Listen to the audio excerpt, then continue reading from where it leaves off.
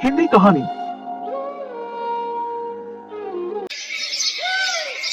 मीरा, ओ मीरा, चल तो जल्दी से आटा गूंथ दे, मैं फटाफट रोटियां सेक दूंगी। नहीं माँ, मैं नहीं गूंथ पाऊंगी, मैंने मेहंदी लगा ली है हाथ पर। क्या? सुबह सुबह तू फिर मेहंदी लगा कर बैठ गई? बड़ी मक्कार है सच में, काम में मदद ना करनी पड़े इसलिए जब देखो मेहंदी लगा कर बैठ जाती है। चल जल्दी से हाथ धोकर आ मेरे पास, मुझे काम पर जाने के लिए देर हो रही है। माँ बस आज कर लो ना, देखो ना मैंने कितनी मेहनत से कितना सुंदर डिजाइन बनाया है।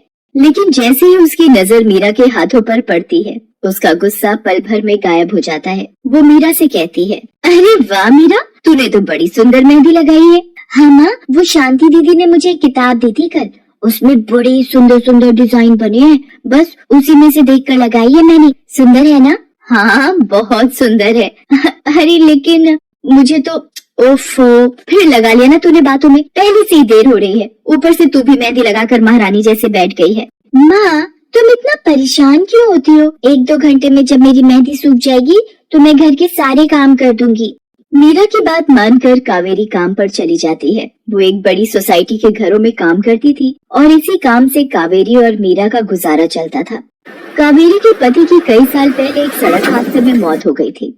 तब से कावेरी पर ही सारी जिम्मेदारी थी। मीरा भी घर के कामों में उसका पूरा हाथ बटाती थी। मीरा को मेहंदी लगाना बहुत पसंद था। उसने अपने घर के पीछे मेहंदी के कई सारे पौधे लगा रखे थे, जिनका वो बहुत ख्याल रखती थी। वो अपने हाथों से मेहंदी के पत्तों को पीसकर अपने हाथों में लगाने के लिए तैयार करती थी। फिर एक दिन, मीरा हमें इस जगह पर थोड़ी मोड़ी खेती कर लेनी चाहिए। ये मेहंदी के पौधों से कुछ कमाई थोड़ी ही हो रही है, खेती कर लेंगे तो कुछ पैसे ही बन जाएंगे। नहीं माँ, मेरे मेहंदी के पौधों को हाथ भी मत लगाना, बाजार से मेहंदी खरीदने के तो पैसे हैं नहीं हमारे पास, अभी नहीं तो रहने दो। ये कहते हुए मीरा की आंखों में आंसू थे। कावेरी उसके सिर पर हाथ रखते हुए कहती है, मीरा मैं जानती हूँ तुझे मेहंदी लगाना बहुत अच्छा लगता है, लेकिन बेटा अपनी हालत तो तुझे पता ही है ना, मैं कितनी मुश्किल से। माँ सब समझती हूँ मैं, जाओ कर लो जो करना है। इतना कहकर मीरा रोते हुए वहाँ से चली जाती है। कावेरी को उसके लिए बुरा लग रहा था। वो मीरा की मेहंदी के पौधों को कुछ नहीं करती। ऐसे ही कई दिन गुजर जाते हैं। ज्यादा काम करने की वजह से कावेरी की तबीयत खराब रहने लगी। वो बहुत जल्दी जल्दी बीमार पड़ने लगी। तो मीरा ने उससे कहा, माँ तुम रहने दो, तुम्हें बुखार है, रात भर सोई नहीं हो, मैं चली जाती हूँ काम पर। नहीं मीरा, तू कैसे? ना नहीं, मैं ठीक हूँ, मैं जाती हूँ। कावेरी जैसे ही उठकर चलने की कोशिश करती है, अचानक उसे चक्कर आ जाता है। मीरा उसे सहारा देकर बिस्तर पर लिटा देती है और उससे कहती है, बस माँ अब तुम आराम करोगी और काम पर अब से मैं जाऊंगी। कावेरी घर पर रहकर आराम तो कर रही थी, लेकिन वास्तव में उसे अच्छे इलाज की भी जरूरत थी, जिसके लिए पैसे थे नहीं। दूसरी तरफ अब हर रोज मीरा काम पर जाती और लौटकर घर के भी सारे काम उसे ही करने पड़ते थे। इस सब में उसे मेहंदी लगाने का बिल्कुल भी वक्त नहीं मिल पाता था। मीरा कितने दिन हो गए तूने मेहंदी नहीं लगाई? हाँ माँ, बस मन नहीं कर रहा। अच्छा, मेहंदी लगाने का तेरा मन नहीं? मैं सब जानती हूँ, मैंने बिस्तर पकड़ लिया है और मेरी फूल सी बच्ची पर सारे काम पड़ गए हैं। अब बस बहुत हो गया आराम। मीरा जा, तू जाकर मेहंदी लगा ले, आज मैं जाऊंगी काम पर। नहीं माँ, तुम कहीं नहीं जाओगी, मैं कर लूंगी सब, और मैं सच बोल रही हूँ, मैं बड़ी हो गई हूँ, मेहंदी का मुझे शौक नहीं। इतना कहकर मीरा काम पर जाने के लिए घर से निकल जाती है। कावेरी की आंखों में आंसू आ जाते हैं।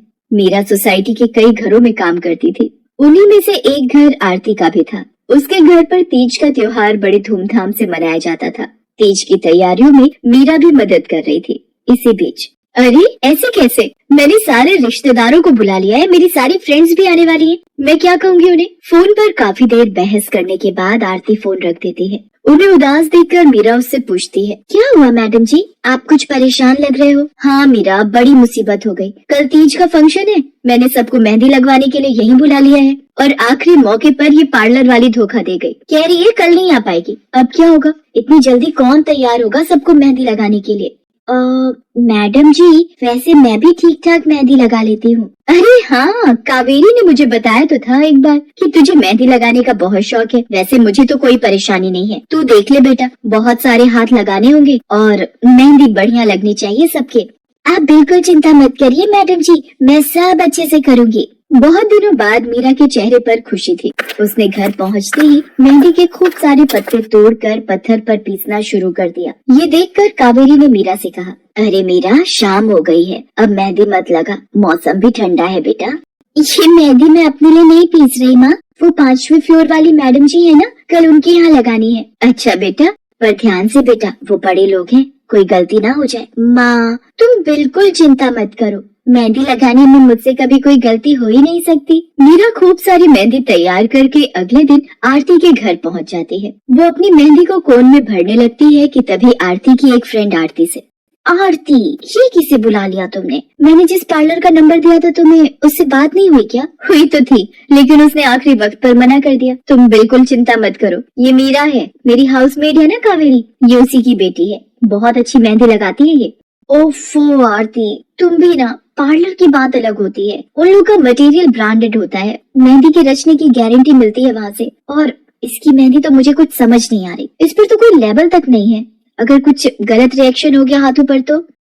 आप बिल्कुल चिंता मत कीजिए मैडम जी, ये मेहंदी मैंने खुद पीस कर तैयार की है, मेरे पास बहुत सारी मेहंदी के पौधे हैं, इसमें कुछ भी ऐसा नहीं है जो आपके हाथों को नुकसान दे। ना भाई ना, सॉरी आरती, बट मैं अपने हाथों को लेकर कोई रिस्क नहीं ले सकती, तुम सब लगवाओ, मैं तो पार्लर जाकर ही लगवाऊंगी। इतना कहकर आरती की दोस्त शालिनी वहाँ से चली जाती है। आरती मीरा को इशारा देकर काम शुरू करने को कहती है। अरे वाह, मानना पड़ेगा, इस बच्ची ने कमाल की मेहंदी लगाई है। मुझे तो नहीं लगता कि इस मेहंदी का वैसा रंग आएगा जैसा पार्लर वाली मेहंदी का आता है। अब बस भी करो शालिनी, मेहंदी कैसी रचेगी ये कल तक पता चल ही जाएगा ना, बच्ची है वो, उसे इस तरह डराओ तो मत। अरे मुझे क्या, मेरे हाथ कौन सा खराब होने वाले हैं, तुम ही लोग लगवाओ और तुम ही भुगतना। शालिनी गुस्से में वहाँ से चली जाती है। उसे पूरा यकीन था कि मीरा की मेहंदी रचेगी नहीं, साथ ही हाथों पर उसका गलत रिएक्शन भी हो सकता है, लेकिन जो हुआ वो इससे बिल्कुल अलग था। अगले दिन मीरा के घर पर, अरे मैडम जी आप यहाँ, आपने तो आज काम पर आने के लिए मना किया था ना, मैं इसीलिए नहीं आई। हाँ, कल तुम कितना थक गई थी, इसीलिए मैंने आने को मना किया। मैं यहाँ तुम्हें काम पर बुलाने नहीं बल्कि किसी और काम से आई हूँ, अंदर नहीं बुलाओगी? अरे माफ कीजिएगा मैडम जी, आइए अंदर आइए। आरती को देखकर कावेरी भी बिस्तर से उठकर खड़ी हो जाती है। आरती के साथ उसकी दोस्त शालिनी भी थी। मीरा उन दोनों को पानी देते हुए कहती है, ये लीजिए मैडम जी, मेहंदी तो ठीक से रची ना मैडम जी? ये तुम्हें मैं नहीं शालिनी बताएगी। फिर शालिनी अपने हाथ मीरा की तरफ बढ़ा देती है। उसके हाथों पर कई जगह छाले पड़े हुए थे। ये देखकर मीरा उससे कहती है, अरे ये क्या हुआ मैडम जी? मैंने तुमसे मेहंदी नहीं लगवाई, उल्टा तुम्हारा अपमान करती रही, उसी की सजा मिली है मुझे। मैंने सबसे महंगे वाले पार्लर में जाकर मेहंदी लगवाई। मैंने उनसे जोर देकर कहा कि मेहंदी का रंग बहुत बढ़िया आना चाहिए। इस चक्कर में उन्होंने पता नहीं क्या क्या मिला दिया मेहंदी में, और मेरे हाथों का ये हाल हो गया। और दूसरी तरफ तुम्हारी मेहंदी, जिसने भी लगवाई उसके हाथों की रंगत ही अलग है। देखो आरती के हाथ देखो जरा। आरती ने अपने हाथ आगे बढ़ा दिए, जिन पर मीरा के हाथों से लगी मेहंदी का बहुत ही अच्छा रंग चढ़ा था। फिर आरती कावेरी के पास जाकर उससे बोली, बस कावेरी, ये झाड़ू पोछा और बर्तन बहुत करवा लिए तुमने मीरा से, ये अब वो करेगी जो इसे करना चाहिए। जी क्या मतलब मैडम जी? ये अब मेहंदी लगाएगी सबके हाथों पर। हमारी एक दोस्त का अपना ब्यूटी पार्लर है, उसे मीरा का काम और उसकी मेहंदी की क्वालिटी बहुत अच्छी लगी। वो मीरा को अपने यहाँ काम देना चाहती है, अच्छे पैसे भी देगी वो मीरा को, और तो और वहाँ रहकर मीरा पार्लर के दूसरे काम भी सीख पाएगी।